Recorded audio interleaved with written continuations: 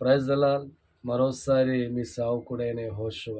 మీ అందరికీ గొప్ప శుభవార్త.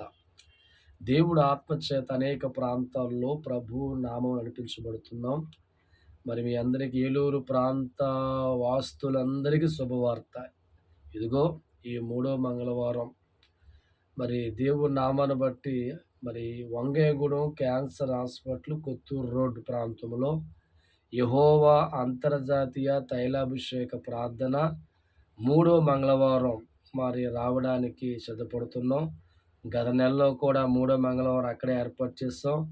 ప్రతి నెలలో మూడో మంగళవారం అక్కడ మరి తైలాభిషేక ఆరాధన జరుగుతుంది.